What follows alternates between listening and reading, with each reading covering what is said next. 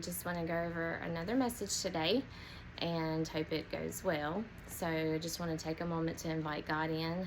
We want it to be in His will, not ours. And then I'm going to open with the Serenity Prayer.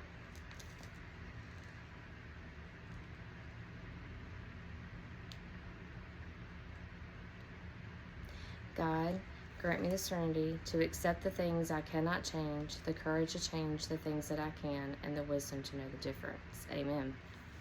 Okay, so the picture today is, how can you go down the same road with someone that is on a different path? Walk with people going the same direction. You know, I made that comment because a couple of different, or that video, that quote made me think of a couple of different things.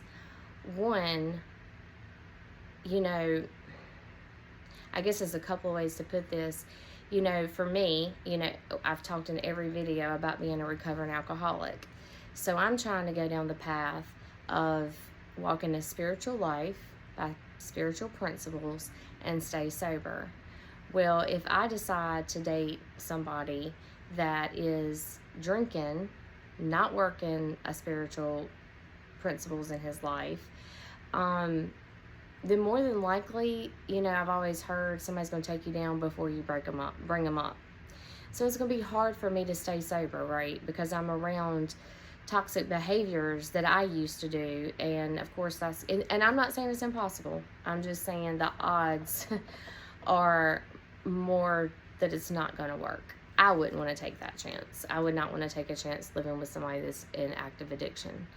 So that was kind of the first thing I was thinking about.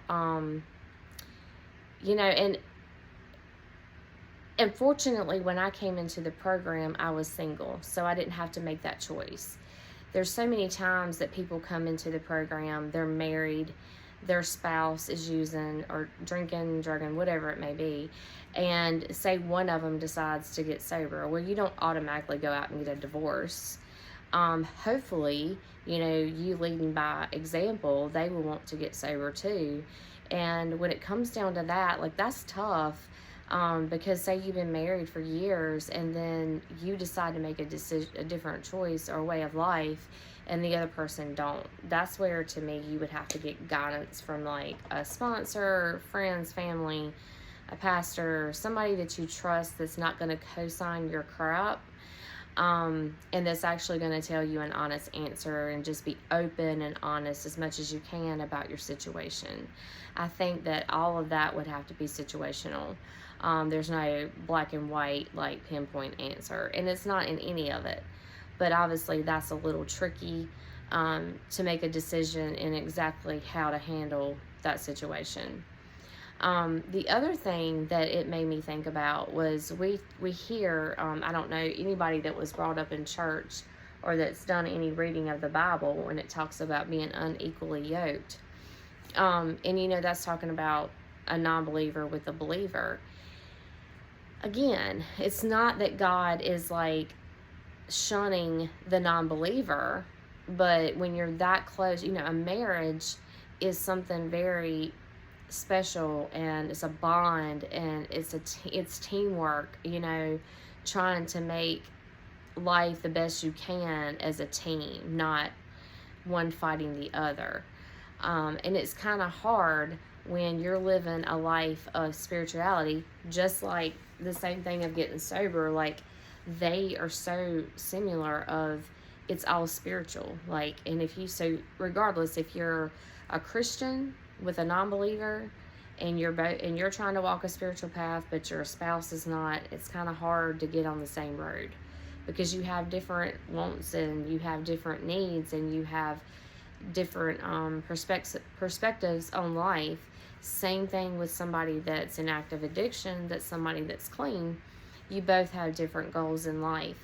So, you know, married, I don't have anything to say about that. I think that, like I said, is situational, and you just kind of have to work with people you trust to make the best choices. And obviously it's not just your choice, it is the other person's choice too.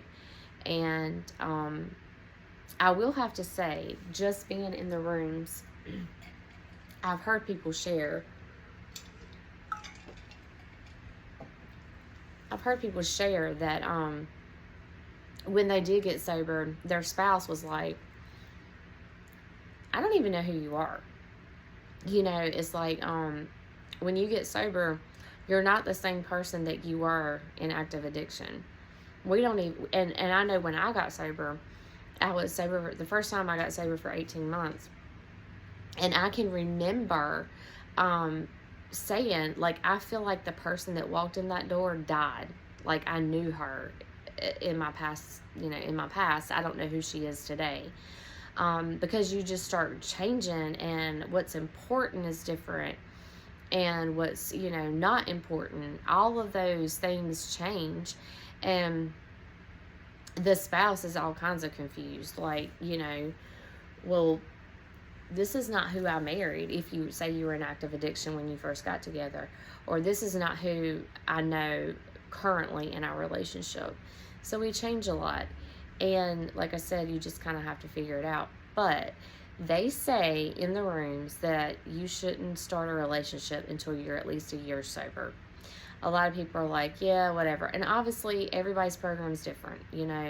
Everybody works their own program. It's not my place to sit here and tell somebody else what to do.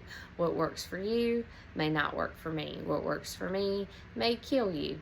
And I mean, just because my actions, like, say I only go to 2 meetings a week, and you might need to go to 7.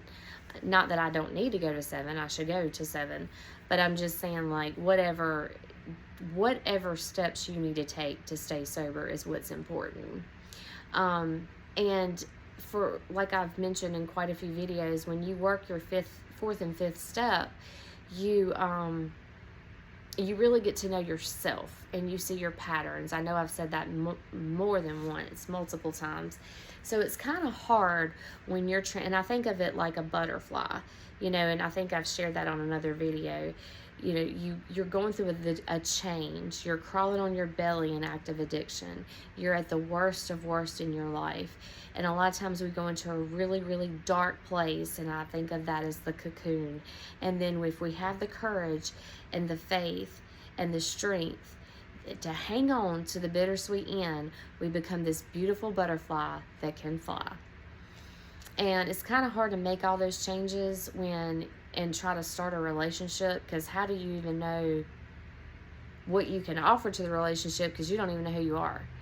So of course I did not listen the first time in. It just luckily worked out for a while, and it did help me a lot, because I lived the 12 steps 24/7. Anything that showed up in my life, when I confided in my partner at the time, of course I got feedback going around the 12-step program. Maybe that's what God knew I needed, but I do not think it was the best choice. I think that people should take time to get them to know themselves, give them plenty of space to just be able to grow as a person, and then you can start trying to build something with somebody else, because you kind of know more of what's important to you, who you are today, what your strengths are, what your character defects are. It's kind of hard to offer anything to somebody when you don't even know what you're offering, because for me, I don't even know who I am, and I've been on this roller coaster of getting sober and relapsing and getting sober, and every time I get sober, I have to sit and think, okay, what did I not do that I need to do, or what did I do that I need not to do? Again, that just kind of comes with me working the steps, me seeing patterns in my life. But back to the subject of walking the same path. Before, I used to have friends from all different walks of life, and I'm not saying that you shouldn't. I'm just saying that at the end of the day, for me right now, I want to make sure that my tribe are people that are sober, that want to stay sober, and that try to be the best version of themselves each and every day. Yes, I have acquaintances that I associate with, I have conversations with. I try to plant seeds where I can, just to say, this is how I believe, this is what helped me, this is what worked for me, and hoping and praying that I may be able to help somebody else. But as far as who I get really close to and I call my tribe or my people, we're all after the same thing in life. We're all walking a spiritual life, and we're trying to be the best version we can in following God and just, walking by those spiritual principles. But that's what works for me. Some people that's my safety net. Like, I have a hard time. I don't like getting real close to people that are not living that lifestyle, because I can easily fall back into old patterns. Because those were the types of things that I did. I was out there in active addiction. I'm running the streets. I'm doing things that I shouldn't be doing. I'm associating with people I shouldn't be associating with, and it's not pretty. And I know that it doesn't sometimes take much to go right back to those old behaviors. So I have to get away from those old playgrounds. I've got to find new people, a new way of life. And unfortunately, we have to kind of cut some ties with people because it's just too much.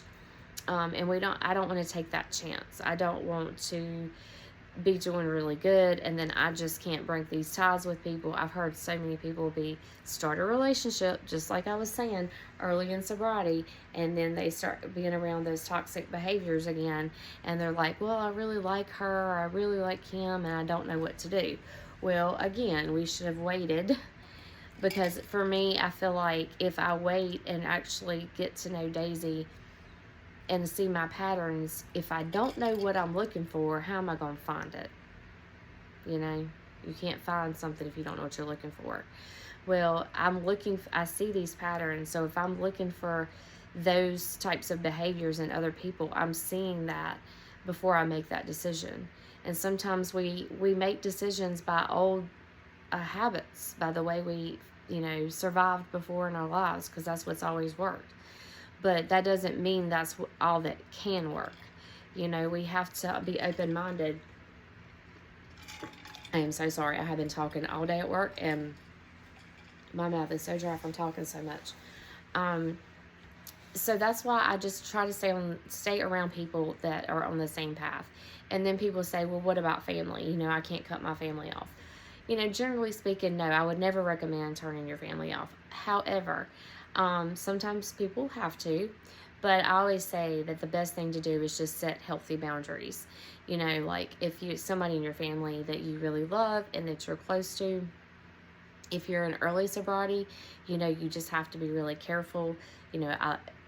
I'll phone calls, maybe not visits for a little bit, and you don't want to lie and just say, like, right now I'm going through a lot, however you need to explain yourself. I have to do that with my family. Some people I have to set healthy boundaries with, because, I don't want to be around any type of behaviors that's going to take me back. I worked too hard to get where I'm at to go back to that way of life. And I don't want to. I don't want to lose it, and I can lose it all in one night. It doesn't take but one time for me to pick up that drink, and it starts that complete constant cycle all over again. I get up. Well, let me start. That night, I get drunk. I go to bed. I wake up in the morning. I feel like crap. I don't want to feel like that. What do? I drink again to feel what? Normal. I start feeling normal. I start feeling good. Well, I might as well have a few more and get a buzz, right? Next thing you know, I'm in a blackout. The next thing you know, I go to bed and I get up the next morning. What am I doing? I don't feel good. I want to feel normal. So what do? I start drinking again. When is this cycle going to end? Never. It's never going to end until the pain becomes so great you're ready to make a change, which is where I got. And flipping my car in September was a wake-up call. I am scared to death, and no, it's not just fear that's keeping me sober, but I will say that is a huge part right now of my life, is that I remind myself quite often that I could be dead. I could have killed somebody else. Instead of sitting here sharing my gratefulness, sharing my thoughts, planting seeds for God, I could be sitting in a prison cell. Yes, if I want to believe that if I ever found myself sitting in a prison cell, that I would be like John the Baptist and I would still share God's word. No matter where I'm at. That's my thing. That's my goal.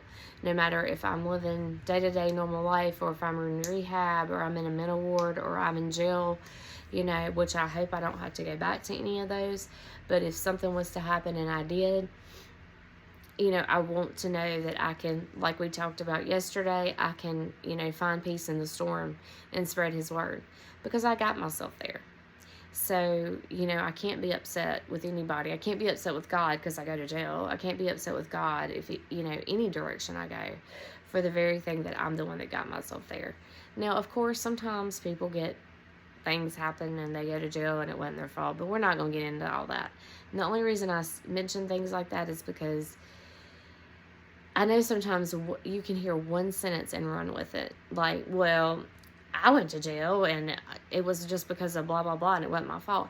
So I always try my best to remember to say those words. Like, I understand there's always an exception to every rule, and I'm never pointing the finger at any specific person. So I just feel like it's very important to try to surround yourself with people that are trying to go down the same road that you are. And that way you don't get deterred to go the wrong direction and get back into old behaviors and old lifestyles. And that's just what works for me. That's what I have to do. So I think that's all I have on this subject for tonight. It's about time to wrap it up anyway. I hope everybody has had a wonderful day, and I hope this message was able to help someone. As you see above, I am offering life coaching, and my email is right below that, maydaisy79@gmail.com. I'm sorry, maydaisylove79@gmail.com. And if you want to pop me a message, if you have any questions, if you're interested in life coaching, or if you just have comments or feedback on anything that I share, even if it's negative, I'll take it.